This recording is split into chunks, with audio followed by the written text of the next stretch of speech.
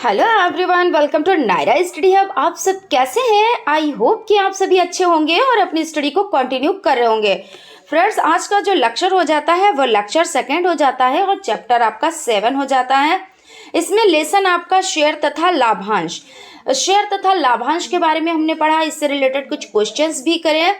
आज हम थोड़े से और भी क्वेश्चंस को कंटिन्यू करेंगे और इससे रिलेटेड चीज़ों को जानेंगे कि ये क्या होता है। जैसे शेयर क्या होता है, शेयरधारी या अंशधारी क्या होता है, बाजार मूल्य क्या होता है, इन सभी चीज़ों पर हम लोग डिटेल में डिस्कस करेंगे। क्योंकि जब सभी चीज़ें आपको पता होंगी तो क्वेश्चंस करने में आप लोगों को दिक्कत नहीं होगी, ठीक है ना।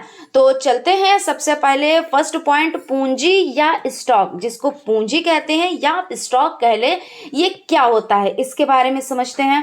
तो आप लोगों से ये तो हम उम्मीद करते हैं कि आप लोग चैनल को सब्सक्राइब तो कर ही देंगे और अगर सेशन अच्छा लगेगा तो आप लोग लाइक भी जरूर करेंगे। तो सबसे पहले पूंजी को देखते हैं। पूंजी यानी स्टॉक, ठीक है ना। ये वो धन है जो कंपनी को व्यापार या उद्योग प्रारंभ करने के लिए चाहिए, इसी को पूंजी या स्टॉक कहते हैं, ठीक है ना। तो आप इस तरह से समझें कि जैसे कोई बड़ी कंपनी चलाना चाहता है, ठीक है ना। बड़ी कंपनी क्या करना चाहता है? चलाना चाहता है। अब उसमें इस कंपनी को चलाने के लिए क्या चाहिए? तो बहुत सारा धन चाहिए, है ना। तो जब बहुत सारा यानी कहते करोड़ों में अरबों में धन चाहिए। अब इतना धन एक के पास होना थोड़ा सा मुश्किल हो जाता है ना। जो बड़ी बड़ी कंपनियां होती है तो ज़रूरी नहीं कि सारा धन उन्होंने अपने पास से ही लगाया है। क्यों? क्योंकि इसमें जो शेयर होते हैं उनके अकॉर्डिंग वर्क कर लिया जाता है, शेयर दिए जाते हैं यानी हिस्सेदारी की जाती है। शेयर का मतलब ही होता है कि हिस्सा या बांट, कि जैसे हमने आपसे कहा कि हमने आपसे शेयर की, ऐसी चीज क्या की? तो शेयर की, यानी हमने बांटी। यही तो होता है। अपना टिफिन जैसे होता है तो कहते हैं कि इसको हमने शेयर किया, यानी सभी लोगों को अपने फ्रेंड सर्किल में शेयर किया। हम लोगों ने क्या किया? बांटा इसको और फिर इसको खाया।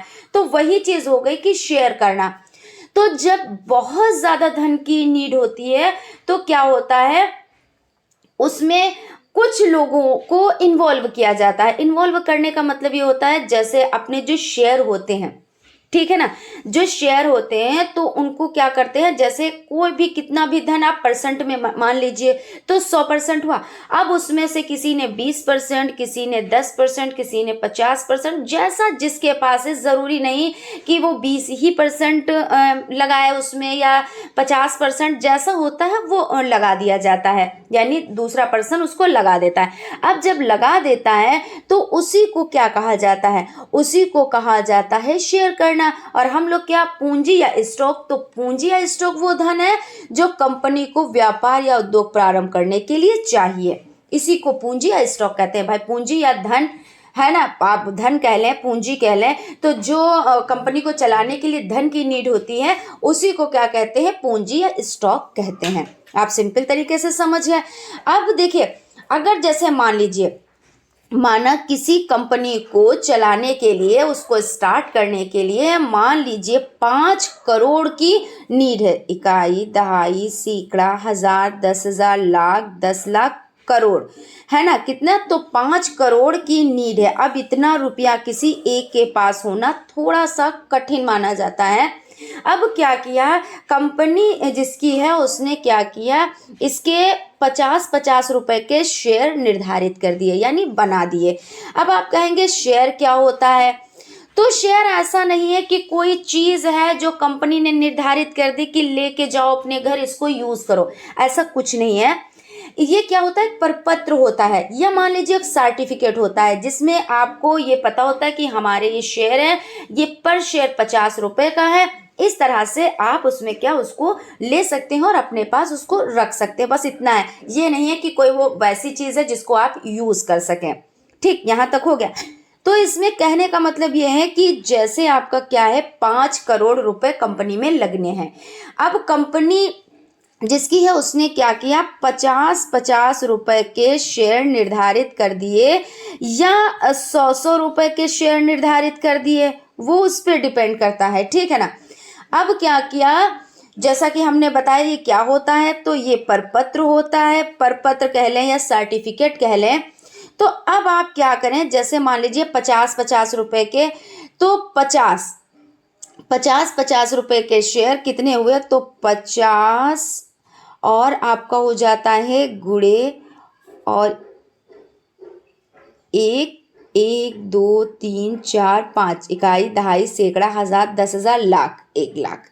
ठीक है ना। तो इस तरह क्या होगा, 50 गुणे 1,00,000, कंपनी ने 1,00,000 हिस्से कर दिए। अब इसके कितने हिस्से कर दिए, तो 1,00,000 हिस्से कर दिया। अब एक शेयर की कीमत कितने रुपए हो गई, तो एक शेयर की कीमत हो गई 50 रुपए। ठीक है ना, एक शेयर की कीमत कितनी निर्धारित कर दी, 50 रुपए।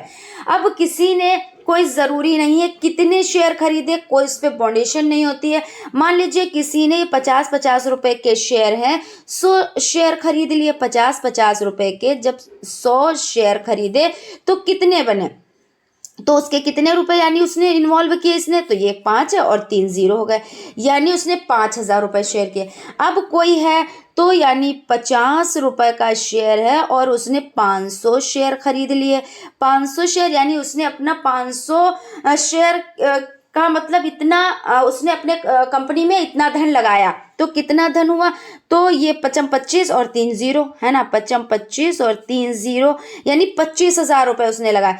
तो इस तरह से क्या हुआ, जिसको जितना लगाना होता है वो उतना लगा देता है, यानी 50 रुपए का एक निर्धारित मूल्य है, तो उसी के अकॉर्डिंग उसने कितने शेयर खरीदे हैं ये हो जाता है। तो आई होप आप समझ गए होंगे कि पूंजी स्टॉक क्या होता है, शेयर क्या होता है, और इससे रिलेटेड चीज़ें हम फर्स्ट वीडियो में भी आपको बता चुके हैं और आज फिर से हम डिटेल में आपको ये सभी चीज़ें बता रहे हैं। ठीक है ना। अब देख लेते हैं क्या शेयरधारी या अंशधारी। अब नाम ही से पता चल रहा है कि शेयरधारी या अंशधारी क्या होता है। तो जिन लोगों ने कंपनी का हिस्सा लिया उन्हें क्या कहा जाता है, शेयरधारी या अंशधारी कहा जाता है। देखिए ये जो पूंजी और स्टॉक से ही रिलेटेड शेयरधारी और अंशधारी तो है कि भाई पूंजी है तो पूंजी को क्या है, कोई लगाएगा। पूंजी अपने आप से तो चल के आएगी नहीं, भाई मुझे लगा लो। कोई जन होगा जिसके पास धन होगा, तो यानी कोई व्यक्ति होगा, है ना, तो उसके पास जब धन होगा तभी तो वो लगा पाएगा, है ना। तो यानी जो वो व्यक्ति है वो, उसके लिए कहा जा रहा है शेयरधारी या अंशधारी। तो जिन लोगों ने कंपनी का हिस्सा लिया उन्हें क्या कहते हैं, शेयरधारी या अंशधारी कहते हैं। उसके बाद देख लेते हैं नेक्स्ट पॉइंट है अंकित मूल्य, आप कह लें या सम मूल्य कह लें, क्योंकि कभी क्वेश्चन में ऐसे भी आ सकता है अंकित मूल्य या सम मूल्य या फेस वैल्यू, प्रत्यक्ष मूल्य या पार वैल्यू, ये कुछ भी आए, यानी आपसे अंकित मूल्य के बारे में पूछा जा रहा है। ठीक है, तो अंकित मूल्य क्या होता है, कंपनी द्वारा निर्धारित मूल्य को क्या कहा जाता है, अंकित मूल्य कहा जाता है। अब जैसे यहाँ पे आप समझे, जैसे कंपनी है, ठीक है, तो उसने क्या किया कि जो उसका 5 करोड़ रुपए उसमें लगने हैं, उसकी कंपनी में लगने हैं, जो मालिक है कंपनी का, मालिक देखिए जो खोलेगा कंपनी को, जो स्टार्ट करेगा वही मालिक होता है। वो बात अलग की है कितने हिस्सेदार उसने बनाए, वो हिस्सेदार होते हैं। ठीक है, तो जैसे जो कंपनी का मालिक है उसने क्या किया, उसने जो निर्धारित मूल्य, यानी क्या होता है कंपनी द्वारा निर्धारित मूल्य को अंकित मूल्य कहा जाता है। एक शेयर का मूल्य कितने रुपए, तो 50 रुपए उसने निर्धारित कर दिए कि हमारा कोई एक शेयर खरीदेगा तो वो 50 रुपए का है। या हो सकता है उन्होंने क्या किया, 100 रुपए का एक शेयर निर्धारित कर दिया। अब जितने शेयर खरीदेंगे उतने से आप उसको मल्टीप्लाई कर दें। जब मल्टीप्लाई कर देंगे तो जैसे 50 तो 50 गुणे 50 है ना, या 50 खरीदे या 100 खरीदे या 500 खरीदे, जितने भी खरीदे तो क्या होगा, वो उसका अंकित मूल्य। अब क्या अंकित मूल्य है, जो ये 50 रुपए हैं या ये 100 रुपए हैं, तो अंकित मूल्य इसको कहते हैं। जो कंपनी द्वारा निर्धारित होता है मूल्य उसको क्या कहते हैं, अंकित मूल्य। और एक चीज और है, इसी मूल्य पे क्या होता है, जो शेयर होते हैं वो लिए जाते हैं और इसी मूल्य के अकॉर्डिंग कंपनी क्या करती है, जो शेयर खरीदता है उसको मुनाफा देती है। यानी जब कंपनी फायदे में चल रही होती है उसको लाभ हो रहा होता है। तो जैसे कि शेयर आपने खरीदा 100 रुपए का, अब उसमें जो भी मुनाफा हुआ आपको उससे बढ़ के मुनाफा कंपनी देगी। इसीलिए तो भाई लालची में तो लगाया जाता है कि भाई हमने क्या किया, हमने उस कंपनी में भाई बहुत कंपनी बहुत फेमस कंपनी है, आपने देखा होगा, नहीं तो मूवी में तो देखा होगा, ज़्यादातर देखिए शेयर ये सब चीज़ें चला करती हैं और बहुत लोगों के यहाँ सब चीज़ें होता भी होगा, कंपनी में किसी ने शेयर भी कर रखा होगा। तो क्या होता है, ऐसा नहीं होता है कि उसको वहाँ पे जाना पड़ता है या ऐसा कुछ, उसने क्या किया, अपना धन लगा दिया, उसको एक प्रपत्र मिल गया, उसको यानी वो प्रपत्र मिल गया, उस पर अंकित मूल्य है। अब उसको पता है जब कंपनी मुनाफे में होगी, क्योंकि कभी कभी क्या होता है घाटे में भी चली जाती है, ऐसा नहीं, क्योंकि व्यापार का मतलब ही ये होता है, बिजनेस का मतलब ही ये होता है कि सबसे पहले जब बिजनेस किया जाता है तो पहले घाटे के बारे में सोचा जाता है, क्योंकि और जो चीजें होती कहते हैं कि पॉजिटिव रहो, है ना। लेकिन इसमें क्या होता है, पहले घाटे के बारे में सोचकर तभी कंपनी वो चला सकता है, अन्यथा नहीं, क्योंकि अगर घाटा होता है तब भी उसको सहन करना पड़ता है। और हालांकि जो भी वर्क करता है, मनुष्य कोई भी वर्क करता है तो उसको मुनाफे के लिए करता है, घाटे के लिए कोई नहीं करता है। लेकिन व्यापार का ये मंत्र होता है कि घाटे को लेके चलना है। क्यों?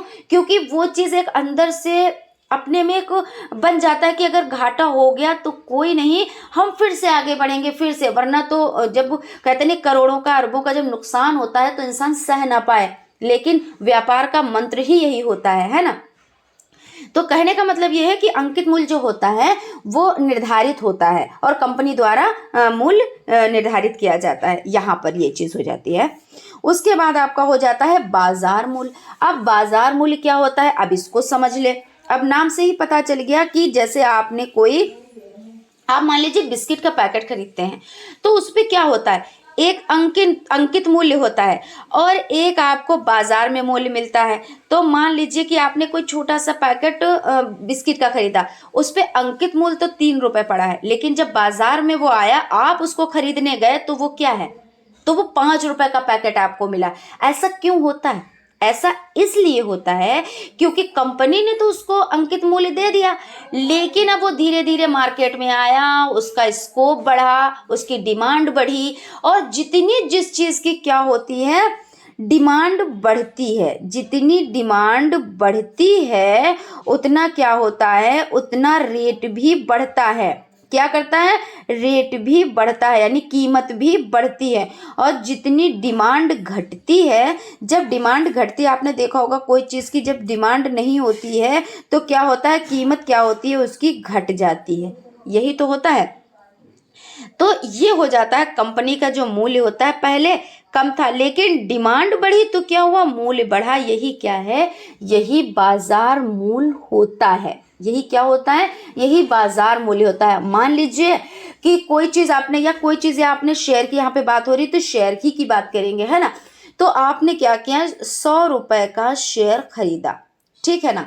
अब वो मार्केट में उसकी बहुत ज़्यादा वैल्यू हो गई, वो कंपनी बहुत ऊंचाई पे चली गई। अब क्या हुआ, उसकी मार्केट वैल्यू क्या हो गई, 150 रुपये हो गई, यानी उसकी कीमत बढ़ गई। अब कहीं कहीं पे ऐसा होता है, कभी कभी ऐसा होता है कि 100 रुपये का उसका मूल्य है, लेकिन कंपनी घाटे में हो गई, अब उसका 80 रुपये ही रह गया, है ना। तो ये क्या है, अब इस पे आपको मुनाफा तो नहीं मिलेगा भाई, अब तो घाटे में है ना, तो आपको घाटा भी झेलना पड़ेगा। और मुनाफा है तो मुनाफे के लिए तो दुनिया वर्क करती है। ठीक, यहां तक क्लियर हो गया। अब चलते हैं, बाजार मूल्य हो गया, अब लाभांश को देख लेते हैं। लाभांश भी नाम से ही पता चला, लाभ प्लस अंश लाभांश, यानी कंपनी अपने शेयरधारियों को क्या करती है, शेयरधारी जो होते हैं उनको कंपनी लाभ देती है, उसी को लाभांश कहते हैं। कि भाई अभी जो बताया कि जैसे 100 रुपए का आपने क्या किया, एक शेयर खरीदा, अब एक तो आप खरीदेंगे नहीं, बहुत सारे खरीदेंगे, लेकिन यहाँ पे एग्जाम्पल के लिए कह रहे हैं। अब उस पे मान लीजिए 2%, 3%, जितना भी वहां पे निर्धारित होता है कि आपको इतना मुनाफा मिलेगा, ठीक है। तो जब इतना मुनाफा मिलेगा तो इसका मतलब ये हो जाता है कि आपको बढ़कर धन मिलेगा, है ना। मुनाफे के साथ आपको धन मिलेगा। तो जब मुनाफे के साथ, तो मुनाफा यानी लाभ प्लस अंश लाभांश, है ना। लाभांश, तो लाभांश का मतलब हो जाता है कि जो धन लाभ के लगाया हमने, उस पे जो लाभ मिला है वही लाभांश हो जाता है। उसके बाद आपका शेयर का विक्रय मूल्य। अब विक्रय मूल्य क्या होता है शेयर का, तो यहाँ पे देख लेते हैं विक्रय मूल्य। जो शेयरधारी होते हैं उनको कंपनी लाभ देती है, तो हो गया। यहाँ पे हमने फिर से पढ़ दिया, चलिए कोई बात नहीं, पढ़ ही देते हैं, उसी को लाभांश कहते हैं। लाभांश हमने कंप्लीट कर लिया है। शेयर का विक्रय मूल्य ये हम लोगों को देखना है। तो शेयर का जो विक्रय मूल्य हो जाता है, विक्रय मूल्य से तात्पर्य है जिस रेट से बेचा जा रहा है वो विक्रय मूल्य होता है। यानी किसी चीज को बेचना क्या कहलाता है, किसी चीज को बेचना यानी कहते नहीं कि हम विक्रेता के पास गए। क्वेश्चन में ज्यादातर क्रेता विक्रेता आता है। तो विक्रेता वो होता है जो बेच रहा है, क्रेता कौन है, जो खरीद रहा है। यानी हम किसी दुकान पर गए कोई चीज खरीदने के लिए, तो हम क्या बन के गए, हम जो बन के गए वो हम बन के गए क्रेता। क्या बन के गए, क्रेता। और जो क्या होता है, जो खरीदने वाला है। और जो दुकानदार बैठा हुआ है, जो दुकानदार बैठा हुआ है सामान हमें देगा, वो क्या है, वो विक्रेता है, वो बेच रहा है। ठीक है, तो यहाँ पे क्या हो जाता है कि शेयर का विक्रय मूल्य से तात्पर्य जिस रेट से बेचा जा रहा है वो विक्रय मूल्य होता है। बिल्कुल, क्योंकि जिस रेट से बेचा जा रहा है, मान लीजिए कि शेयर आपके 100 रुपए पे है, 100 रुपए का है, लेकिन बेचा कितने में जा रहा है, मार्केट में कितने में वो बिक रहा है, तो वो उसका बेचने का मूल्य होगा। बेचने का मूल्य यानी विक्रय मूल्य। क्या होगा, बेचने का मूल्य यानी क्या होगा, विक्रय मूल्य होगा। तो यहाँ तक कंप्लीट हो गया ना आपका। कहीं पे कोई डाउट, कोई कंफ्यूजन हो तो आप लोग कमेंट कीजिए, है ना। उसके बाद आपका हो जाता है समतौल्य मूल्य। समतौल्य मूल्य, तो विक्रय मूल्य बराबर अंकित मूल्य। क्या, तो विक्रय मूल्य और बराबर क्या होता है, अंकित मूल्य होता है। ये क्या हो जाता है, ये समतौल्य मूल्य हो जाता है। ठीक है, उसके बाद अधिमूल्य, शेयर बढ़कर बिके तो अधिमूल्य। अधिमूल्य देखिए नाम से ही पता चल रहा है, अधिक मूल्य। ऐसे आप कर लो, तोड़ लो, तो यहाँ पे देखिए हम लिख देते हैं अधिमूल्य। तो अधिक क्या है, अधिक प्लस मूल्य, इस तरह से समझ लें। तो जहां पे अधिक मूल्य है यानी क्या है, शेयर अब बढ़कर बिक रहे हैं, उसी को क्या कहा जाएगा, अधिमूल्य। और समतौल यानी समान है, यानी बराबर है, यानी विक्रय मूल्य और अंकित मूल्य क्या है, देखिए नाम से ही यहाँ पे भी पता चल रहा है, सम समान है ना। क्या, सम तो समान। अब यहाँ पे आ जाए समतौल्य है, समतौल्य मतलब समान है। विक्रय मूल्य और अंकित मूल्य दोनों समान है, क्योंकि कभी कभी ऐसी भी कंडीशन आती है कि विक्रय मूल्य जो जितने में बिक रहा है, यानी शेयर जितने में निर्धारित किया गया उतने में ही बिक रहा है। क्यों भाई, क्योंकि बराबर में बिक रहा, नहीं बहुत बढ़ोतरी हुई, नहीं मुनाफा मिल रहा, लेकिन बराबर में ना घाटा हो रहा है ना मुनाफा हो रहा है। अधिमूल्य ये होता है कि भाई जो शेयर जितने के थे उससे बढ़ के बिक रहे हैं, यानी अधिमूल्य यानी अधिक मूल्य। फिर उसके बाद अवमूल्य। अवमूल्य का मतलब क्या होता है कि विक्रय मूल्य क्या और अंकित मूल्य। अब जो है वो विक्रय मूल्य घट के यानी अंकित मूल्य क्या है उसका, जैसे यहाँ पे ये क्या, ये हो जाता है जिधर का मुंह खुला होता है वही तो बढ़ के होता है ना। तो अंकित मूल्य अब क्या है, अभी घट रहा था, अभी बढ़ रहा था, अभी घट रहा है, तो ये हो जाता है। तो जैसे 100 रुपये निर्धारित था और बिक रहा है कम में, यानी क्या हो जाता है, तो अधिमूल्य हो जाता है। यही है ना। तो क्या हो जाता है कि अंकित मूल्य से क्या हो गया, जो विक्रय मूल्य है वो कम है, यानी बिक कम का रहा है, और जो अंकित मूल्य था वो ज्यादा था, यानी अब क्या है, अब कंपनी घाटे में चल रही है। ऐसे समझ ले। तो नाम से ही तो पता चल गया कि समतौल यानी समान है, अधिमूल्य यानी अधिक है, अवमूल्य यानी कम है। फिर उसके बाद दलाली। अब एक कंपनी है, अब बड़ी कंपनी है, नहीं भी बड़ी कंपनी होती तब भी तो दलाल होते हैं, है ना। चारों तरफ दलाल बिखरे पड़े हैं हर क्षेत्र में। तो जब कंपनी अरबों में है और उसमें दलाल होने ज़रूरी है। दलाल का मतलब क्या होता है, जो बीच में होता है, मीडिएटर होता है, ठीक है ना। वो क्या करता है, शेयरों को बेचने का। अब मालिक तो उठ के नहीं आता है कि चलो बाजार में ऐड करते हैं, या जो शेयरधारी होते हैं और भी, तो उनसे डायरेक्ट नहीं, क्योंकि ये इन लोगों के पास इतना टाइम कहाँ होता है। तो क्या करते हैं, जो दलाल होते हैं बीच में, वो यानी जो खरीदने का भी काम करते हैं, बेचने का भी काम करते हैं, और उसके बदले में क्या करते हैं दलाल लोगों का, तो ये मसला होता है कि वो कंपनी की तरफ से भी मुनाफा ले लेता है और जिससे बेचता है उससे भी मुनाफा ले लेता है। ऐसे तो होता है, दलाल का यही तो वर्क होता है कि दोनों तरफ से वो कमीशन लेगा, जिसको आप कमीशन बोल सकते हैं, लेकिन वो दलाली आप कह सकते हो। और यही दलाली करने वाला क्या होता है, तो दलाल होता है। तो यानी जैसे 100 रुपए निर्धारित मूल्य है, 50 रुपए निर्धारित मूल्य, लेकिन उसने कहा कि हम आपके जो शेयर है उनको हम शेयरधारियों तक पहुंचाएंगे या उनके तक ये कि आप इसमें इन्वॉल्व हो, इसमें धन लगाए, क्योंकि ऐसा तो है नहीं कि एकदम से कोई तैयार हो जाता है, पहले उसके बारे में जानता है, उसके बारे में सोचता है, फिर उसके बारे में क्या करता है, फिर कोई एक ठोस निर्णय लेता है। तो जब उसको कोई क्या कन्विंस करता है, जब कन्विंसिंग पावर होती है। अब अभी आपके पास कोई आ जाए और कह दे इस कंपनी में आप अपना पैसा लगा दें, तो क्या ऐसे लगा देंगे? नहीं। जब हम आपको कन्विंस करेंगे और हमारा कन्विंस पावर है कितना है, आपको हम कितने अच्छे से समझा सकते हैं उसके बारे में, उसके मुनाफा के बारे में, क्योंकि घाटे के बारे में तो सुन के तो आप नहीं इन्वॉल्व होंगे, है ना। जब मुनाफा बताएंगे, उसकी खूबियां बताएंगे, उसकी खूब तारीफ करेंगे, तब होगा। तो ये जो दलाल होते हैं तो उनका यही काम होता है, ठीक। तो उसके वो एवरेज में क्या करता है, वो उसके एवरेज में कहता है कि हमको इतने % आपसे चाहिए, ठीक है, इधर तो पक्का हो गया। अब दूसरी तरफ जब जाता है तो मार्केट में मान लीजिए उसकी वैल्यू, कंपनी की वैल्यू बहुत ज़्यादा है। अब जब कंपनी की वैल्यू है तो क्या होता है, वो कहता है कि हम आपको शेयर दिला सकते हैं, लेकिन कैसे, आपको हमें इतने % देना होगा। तो जो अंकित मूल्य है, कंपनी ने मूल्य निर्धारित कर रखा है 100 रुपए, कितना, तो 100 रुपए निर्धारित कर रखा है। अब दलाल ने उसको 102 रुपए में, भाई आपने खरीदा है तो 100 रुपए का, आपका एक शेयर है 100 रुपए का, लेकिन दलाल ने आपसे कितने लिए, तो 102 रुपए लिए। अब आपको 102 रुपए का एक शेयर पड़ा।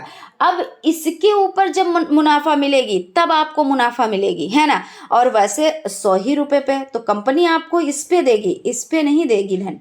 क्यों? क्योंकि कंपनी से आपने नहीं, क्योंकि आपने दलाल को ये 2 रुपए दिए हैं, तो ये 2 रुपए आपको निकाल के और कंपनी क्या करेगी, इस पे आपको मुनाफा देगी। तो समझ गए कि क्या होता है दलाल, यानी बिचौलिया जो बीच में पड़ता है उसको दलाल कहते हैं। अब यहाँ पे क्या है, ऋण पत्र। ऋण पत्र क्या होता है, तो कंपनियां अपने ऋण पत्र जारी करती है, जैसे शेयर जारी करती है ऐसे ही क्या करती है, ऋण पत्र भी जारी करती है। फिर ये ऋण पत्र कोई शेयरधारी खरीद सकता है, इनका भी अपना अंकित मूल्य होता है और कंपनियां इस ऋण पत्र को जारी करती है। कंपनियां धन प्राप्ति के लिए इस पर ब्याज भी देती है। क्या है, जैसे शेयर पर हर सब चीज़ें होती हैं, ऐसे क्या है, ऋण पत्र पर भी ये सभी चीज़ें होती हैं। क्या होता है, कंपनी इसको जारी करती है और इसको शेयरधारी खरीद सकते हैं और क्या कर सकते हैं, इसका एक अंकित मूल्य होता है, ठीक है। तो इस तरह से यहाँ तक हम लोगों ने चीज़ों को सीखा, समझा, यानी क्या होता है, शेयर में पूंजी और स्टॉक किसको कहते हैं, शेयरधारी कौन होते हैं, अंकित मूल्य क्या होता है, बाजार मूल्य क्या होता है, लाभांश क्या होता है, शेयर का विक्रय मूल्य क्या होता है, समतोल्य मूल्य क्या होता है, अधिमूल्य क्या होता है, अवमूल्य क्या होता है, दलाली क्या होती है और ऋण पत्र क्या होते हैं, इनके बारे में डिटेल में हम लोगों ने जाना, ठीक है। अब क्या देखेंगे, अब हम एक क्वेश्चन को भी सॉल्व करेंगे, उसके बाद और क्वेश्चंस भी हम लेकर आएंगे। हालांकि फर्स्ट जो आपका लेक्चर है इसमें यानी शेयर और लाभांश में, उसमें भी क्वेश्चंस को कंटिन्यू किया है, ठीक है। तो आपका क्वेश्चन हो जाता है, एक क्रेता 10 रुपए के 200 शेयरों के लिए क्या मूल्य देगा। शेयर का बाजार मूल्य 50 रुपए प्रति शेयर हो, शेयरधारी को क्या लाभ होगा जबकि उसने शेयर अंकित मूल्य पर लिया हो। अब देखिए इसमें क्या है, समझना है आपको। सबसे पहले क्या है कि एक क्रेता है, क्रेता का मतलब क्या है, अभी हमने आपको बताया। देखिए हर चीज इसमें आ गई है, ज्यादातर चीजें इसमें आई हैं कि क्रेता भी आया है, शेयरधारी भी आया है ना, अंकित मूल्य भी आया है। यानी आपने जो चीज़ें, जो पॉइंट्स पढ़े हैं आप लोगों के लिए कितने इंपॉर्टेंट हो जाते हैं। तो इनको आप 2 से 3 बार पढ़ेंगे, जब नोट्स बना के उसके बाद आप पढ़ेंगे तो समझ में आ जाएगा। सभी चीज़ें नाम ही से पता चल रही हैं, है ना। तो क्रेता कौन होता है, खरीदने वाला, है ना। तो क्या कह रहा है, क्रेता 10 रुपए के 200 शेयरों के लिए क्या मूल्य देगा। यानी कह रहा है कि एक क्रेता जो है यानी एक खरीदने वाला जो है वो 10 शेयर 200 यानी 10 रुपए के शेयर की बात हो रही है। कितने रुपए की, तो 10 रुपए का जो शेयर है वो जब 200 शेयरों के लिए अब क्या मूल्य देगा। तो सबसे पहले तो आपको इसी को सॉल्व करना रहेगा। देखिए इसमें थोड़ा सा हम बार बार एक चीज़ को रिपीट इसलिए कर रहे हैं क्योंकि जब आप क्वेश्चन के जो लैंग्वेज है उसको जब आप समझेंगे तभी तो क्वेश्चन को सॉल्व कर पाएंगे। ऐसे आप क्या पहले सॉल्व करेंगे कैसे, तो ये चीज यहाँ पे। तो 10 रुपए के 200 शेयरों के लिए क्या मूल्य देगा, तो जाहिर सी बात है 2 1 कम 2 और 3 0, यही तो है। 2 1 कम 2 और 3 0 हो गया यानी 2000 रुपए। 2000 रुपए यहाँ तक आपका कंप्लीट हुआ है। अभी आपके जो एक पॉइंट है, एक क्रेता 10 रुपए के 200 शेयरों के लिए क्या मूल्य देगा, इतना आपका कंप्लीट हो गया। तो इसमें आपका जो आंसर आया क्या आया, 2 1 कम 2 3 0 यानी 2000 रुपए। अब यदि शेयर का बाजार मूल्य 50 रुपए प्रति शेयर हो, अब जो बाजार मूल्य है यानी मुनाफे में चल रही है ना यहाँ पे, क्योंकि अभी 10 रुपए में था, 50 रुपए में बाजार मूल्य में है, तो 50 रुपए प्रति शेयर हो तो शेयरधारी को क्या लाभ होगा। अब भाई लाभ की बात हो रही है, तो अभी उसने जितने में खरीदा अब 50 रुपए प्रति शेयर है तो कितना लाभ होगा, तो यहाँ पे हम देख लेते हैं कितना लाभ होगा। तो 50 रुपए का क्या है, एक शेयर का बाजार मूल्य कितना है, तो 50 रुपए है, बिल्कुल सही है। अब 200 शेयर का बाजार मूल्य कितना हो गया, तो कितना हो गया, 5 दूना 10, 5 दूना 10 हमने लिख लिए और 3 0 हमने लगा लिए, यानी कितना हो गया 10,000, 10,000 रुपए हो गए। अब क्या कह रहे हैं क्वेश्चन में कि धारी को क्या लाभ होगा जबकि उसने शेयर अंकित मूल्य पर लिया हो। तो अंकित मूल्य आपको पता है कि 10 रुपए है, तो जब 10 रुपए है तो आप इसमें से क्या करेंगे, जितने में खरीदा है और जो मुनाफा मिली है तो उसको माइनस करेंगे, आपको पता चल जाएगा कि कितना हमें लाभ प्राप्त हुआ है। तो शेयरधारी का लाभ, तो आपने जो अंकित मूल्य यानी जो बाजार में मूल्य चल रहा है उसको आपने किया, तो बाजार का जो मूल्य हो जाता है वो आपका हो जाता है 10,000, और जो आपने खरीदा था वो 2,000 में खरीदा था, यही तो है ना, कितने में खरीदा था, तो 2,000 में खरीदा था। अब देखिए 10,000 में से 2,000 आपने निकाल दिए ना, तो लाभ कितने का हुआ, तो भाई 8,000 का तो लाभ हुआ। तो देखिए कितना सिंपल। अभी आपको मान लीजिए लैंग्वेज ना पता होती कि इसमें क्रेता क्या होता है, शेयर क्या होते हैं, बाजार मूल्य क्या होता है, शेयरधारी क्या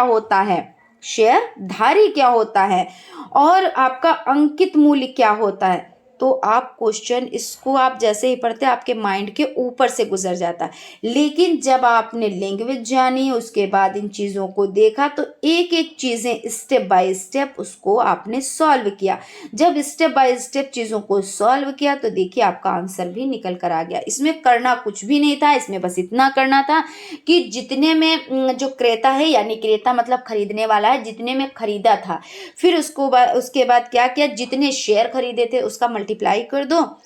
उसके बाद जो बाजार मूल्य है, बाजार मूल्य से उसको मल्टीप्लाई कर दो, यही तो हुआ ना, उसको बाजार मूल्य से मल्टीप्लाई कर दो, और फिर उसमें जितने का आता है तो आपने जो भी कीमत आपने दी हो उस कीमत को निकालेंगे। भाई जब मुनाफा मिलती है तो सबसे पहले हम अपनी जमा, जिसको जमा बोलते हैं, एक ये लफ्ज होता है जमा। जमा का मतलब इससे होता है कि जो हमने धन लगाया है ना, आम बोलचाल की भाषा में जमा कहते हैं, जो हमने धन लगाया होता है वो पहले हम निकाल लेते हैं। जैसे हमने छोटी सी कोई दुकान रखी तो उसमें हमने मान लीजिए 10,000 रुपये लगाए, और उसमें जब वो हमने काउंट किया तो 12,000 रुपये हमारे आ गए, और अभी भी हमारा सामान उसमें बाकी है।